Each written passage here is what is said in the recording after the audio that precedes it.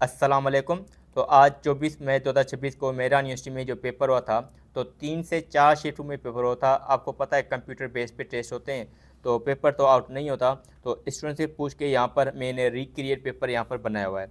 तो आज 29 MCQs chemistry की करेंगे। 4 शिफ्टों में अगर देखा जाए तो हर शिफ्ट में 25 एमसीक्यूज़, तो यहाँ पर 100 एमसीक्यूज़ होते हैं, मगर स्टूडेंट से यहाँ पर आज जो है वो 29 एमसीक्यूज़ में क्लियर कर चुका हूँ। तो सॉल्व करते हैं। आज भी केमिस्ट्री का यूजुअली बिल्कुल इजी पेपर आया हुआ था, कोई भी यहाँ पर कैलकुलेशन नहीं है कि आपको पेपर वर्क करना पड़े। तो स्टार्ट करते हैं क्वेश्चन नंबर 1 से, फार्मूला ऑफ मीथेन। अब आपको पता है मीथेन का फार्मूला क्या होता है, बिल्कुल सिंपल मीथेन का फार्मूला CH4 है। तो क्वेश्चन नंबर 1 का आपके पास यहाँ पर ये ए जवाब है, बिल्कुल ईजी है। उसके बाद क्वेश्चन नंबर 2 है, volume of a gas is directly proportional to temperature. मतलब वॉल्यूम आपके पास है वो डायरेक्टली प्रोपोर्शनल टू टेम्परेचर है। तो ये किसकी स्टेटमेंट है वो पूछ रहा है, Boyle's law, Charles law, Graham's law या ओम्स लॉ। अब आपको पता है जब volume directly proportional to temperature, pressure को आप कांस्टेंट रखो तो आपके पास चार्ल्स लॉ की स्टेटमेंट है। तो क्वेश्चन नंबर 2 का आपके पास यहाँ पर बी जवाब बिल्कुल सही है। Main component of natural gas है। अब नेचुरल गैस का मेन कंपोनेंट कौन सा होता है, ऑक्सीजन, नाइट्रोजन, मीथेन, हाइड्रोजन। तो आपको पता है मीथेन जो है वो मेन कंपोनेंट होता है नेचुरल गैस का। तो क्वेश्चन नंबर 3 का आपके पास है सी जवाब बिल्कुल सही है। उसके बाद है question number 4, conversion of liquid into gas है। मतलब जब लिक्विड हो उसको आप कन्वर्ट करें गैस में, ठीक है, बिलो बॉइलिंग पॉइंट, इसको हम क्या कहेंगे, मेल्टिंग कहेंगे, फ्रीजिंग कहेंगे, एवापोरेशन कहेंगे, कंडेंसेशन। जब लिक्विड आपके पास है गैस में कन्वर्ट हो जाएगी तो हम उसको कहते हैं एवापोरेशन, ठीक है। तो मेल्टिंग भी नहीं होगा, फ्रीजिंग भी नहीं होगा, कंडेंसेशन भी नहीं होगा। तो क्वेश्चन नंबर 4 का आपके पास सी जवाब बिल्कुल सही है। उसके बाद क्वेश्चन 5 आपके पास है, ये तो पास पेपर 2023-24 में भी आ चुके हैं, मैंने ये मॉक टेस्ट में भी करवाया था। ये तकरीबन सारे यहाँ पर जितने भी हैं मॉक टेस्ट में हमने किए हुए हैं।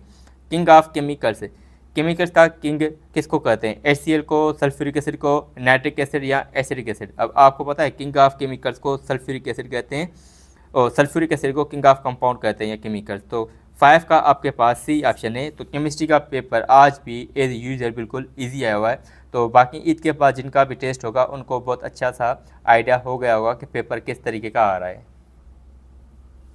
अब क्वेश्चन 6 है, फार्मूला ऑफ मीथेनॉल। मीथेनॉल का फार्मूला क्या होता है, तो मीथेनॉल का फार्मूला आपके पास होता है CH3OH। इस तरीके से आपके पास ये फार्मूला होता है।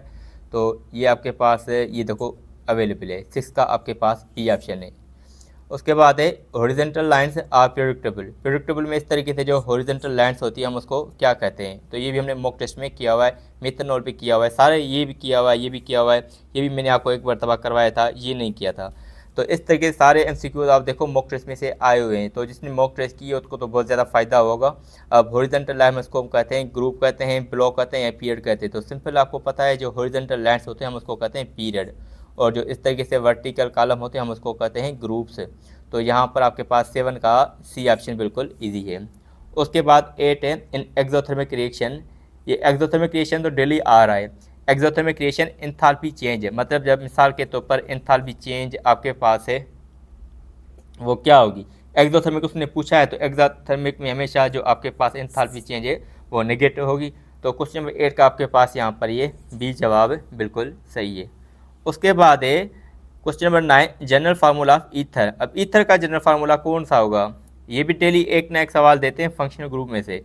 अब देखो ये तो आपको पता है अल्कोहल का है ना, और ये आपके पास कार्बोक्सिलिक एसिड का है, ये आपके पास प्राइमरी अमाइन का है, और ये आपके पास आ गया ईथर का।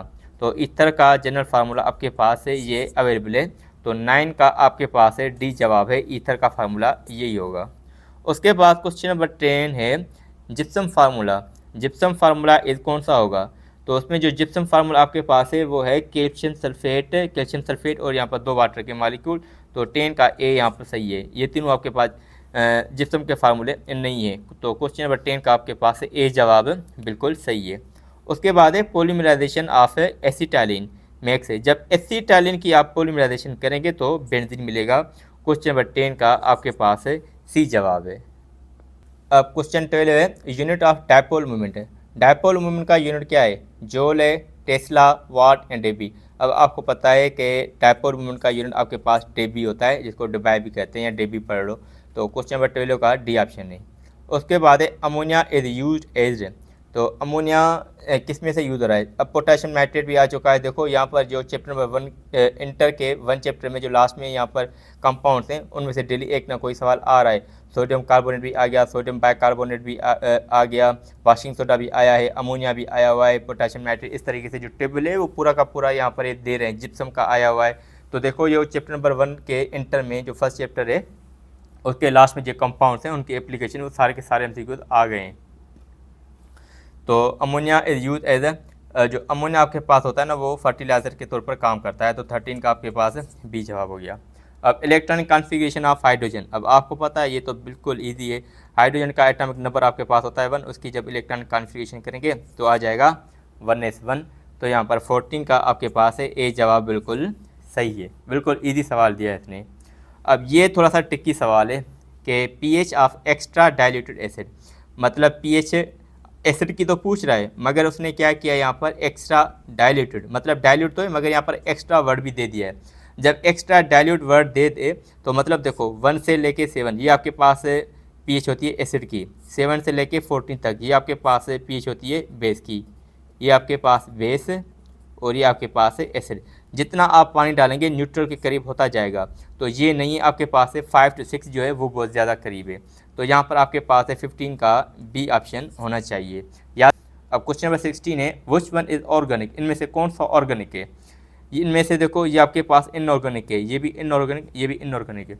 अब CCl4 आपके पास ऑर्गेनिक होता है मगर आपको पता है जब हम इसके रिएक्शंस करते हैं ना तो एक हाइड्रोजन निकल जाता है और क्लोरीन लगता है। तो सब्स्टिट्यूशन रिएक्शन ऑफ जो हम अल्केन के पढ़ते हैं, मीथेन के जो हम करते हैं ऑर्गेनिक केमिस्ट्री में, तो ऐसा ऑर्गेनिक कंपाउंड जिसका में हाइड्रोजन ना हो फिर भी ऑर्गेनिक कंपाउंड, इस तरीके से भी ये सवाल आता है।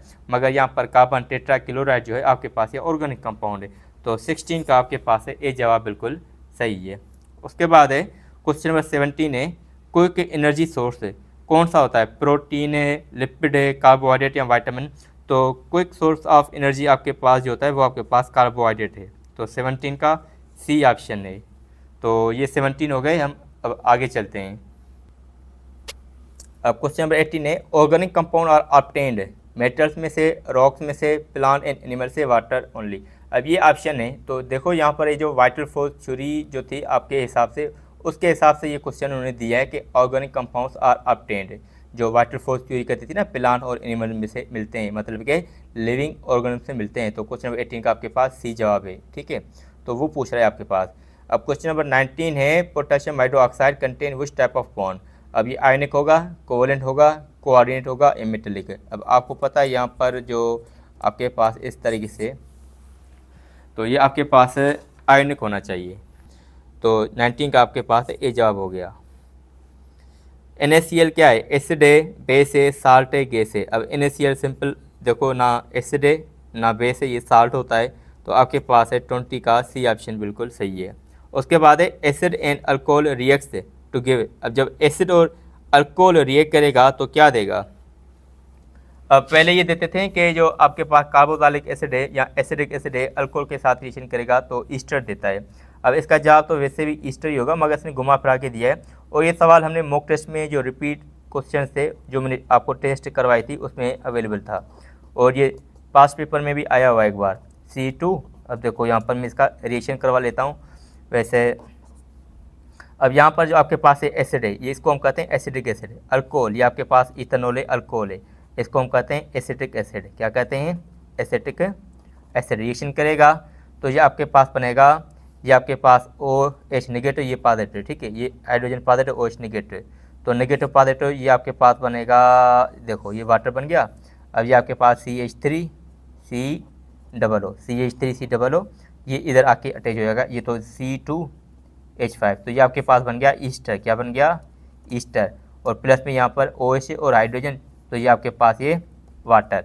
इस रिएक्शन को हम कहते हैं ईस्टरफिकेशन। ये सवाल आया हुआ था। तो यहाँ पर ये प्रोडक्ट पूछ रहा है तो आपके पास ये बी जवाब होगा कि ये ईस्टर बनाएगा। उसके बाद ये percentage of methane in natural gas. Natural gas में मीथेन की परसेंटेज क्या होती है। तो आपको पता है जो नेचुरल गैस में मीथेन सबसे ज़्यादा अमाउंट में होता है तो 85 to 90% होता है। तो 22 का आपके पास यहाँ पर ये बी ऑप्शन है। उसके बाद 23 है एनोट्रॉपी क्या होता है, हीट एक्सचेंज है, डिसऑर्डरनेस सिस्टम में मिक्सचर है, कंपाउंड है, तो इंट्रोपी हम कहते हैं डिसऑर्डरनेस इन द सिस्टम। तो ये भी हर दूसरे दिन ये सवाल आ रहा है यहाँ पर इनोट्रॉपी का। तो 23 का आपके पास है बी ऑप्शन है। तो ये आपके पास 23 हो गए। अब हम आगे चलते हैं। अब ये क्वेश्चन नंबर 24 है, अलाई इज ए एलिमेंट है, कंपाउंड है, मिक्सचर है, एसिड है। तो अलाई क्या होता है? एक मिक्सचर होता है मेटल्स का, ठीक है। Alloy is a mixture of metals है। यहाँ हम कहते हैं मिक्सचर ऑफ मेटल्स, या at least one of them being a metal, इस तरीके से भी इसकी डेफिनेशन होती है। तो अलाई सिंपल आपके पास ये मिक्सचर है। तो 24 का सी ऑप्शन है। उसके बाद है डिटर्जेंट। तो डिटर्जेंट्स क्या होते हैं? ठीक है, जैसे सर्फ एक्सेल, सर्फ एरियल जो आपके पास होते हैं, तो वो आपके पास नेचुरल होते हैं। तो नेचुरल तो नहीं, हम लेबॉर्ट्री में साइंसिस करते हैं, बनाते हैं, तो सिंथेटिक होगा इसका, बोथ भी नहीं होगा, ऑर्गेनिक एसिड। तो जो डिटर्जेंट्स होते हैं वो सिंथेटिक होते हैं, ठीक है। तो 25 का आपके पास ये बी ऑप्शन सही है। उसके बाद है ionic bond involve. Ionic bond की डेफिनेशन पूछ रहा है कि equal sharing of electron, transferring of electron, sharing of proton या ट्रांसफरिंग ऑफ न्यूट्रॉन। तो इलेक्ट्रॉन होते हैं यहाँ पर, ये तो प्रोटॉन हो गया, न्यूट्रॉन ये भी गलत है, ये सारे गलत हैं। अब देखो आयोनिक बॉन्ड जो आपके पास होता है ट्रांसफरिंग ऑफ इलेक्ट्रॉन से बनता है। तो 26 का आपके पास बी ऑप्शन बिल्कुल सही है। क्वेश्चन नंबर 27 है, in P orbital which particle is involve. मतलब पी है, ठीक है, ऑर्बिटल, उसमें कौन सा पार्टिकल होगा? मिसाल के तौर पर हम पढ़ते हैं ना P1 मतलब इलेक्ट्रॉन आते हैं, या P2 मतलब जैसे P में 6 इलेक्ट्रॉन आते हैं। तो यहाँ पर इलेक्ट्रॉन की हम बात करते हैं ना, तो प्रोटॉन की तो नहीं करते, न्यूट्रॉन की भी नहीं करते, अल्फा पार्टिकल भी नहीं करते। तो सिंपल जो है वो आपके पास 27 का सी है कि उसमें इलेक्ट्रॉन की बात होती है। उसके बाद 28 है, when electron move from higher to lower. तो जब electron from higher to lower आएगा तो एनर्जी क्या करेगा? तो आपको पता है कि जब फ्रॉम हायर टू लो तो एनर्जी आपके पास वो इमिट करता है, तो एनर्जी एब्जॉर्ब नहीं, एनर्जी इमिट बिल्कुल सही है। तो 28 का बी ऑप्शन है कि एनर्जी इमिट करेगा। उसके बाद है single nutrient considered as body building field, body building food. तो आपके पास ये प्रोटीन होता है, 29 का ए ऑप्शन है। तो यहाँ पर देखें तो यहाँ पर बिल्कुल आपके पास इजी सवाल आए। तो आज कुछ ज़्यादा ही आपके मिल गए, 29 MCQ मिल गए। और आपको पता और ये भी याद रखना कि ये 4 शिफ्ट में आज पेपर हुआ था ऑलमोस्ट। तो इस वजह से आपके पास ये 29 MCQ हैं। वैसे देखा जाए तो 4 शिफ्ट हैं, तो हर शिफ्ट में 25 MCQ, तो 100 MCQ, मगर यहाँ पर मुझसे 29 ही कलेक्ट हो सके हैं, तो आपके मैंने सामने रखे हैं। तो अब जो ईद के बाद जिसका भी टेस्ट होगा उसको बहुत ज़्यादा फ़ायदा होगा। तो आज जो 24 में है, आज भी हमने एज़ यूजुअल इसके पास पेपर के जो MCQs हैं वो सोल्व कर लिए हैं।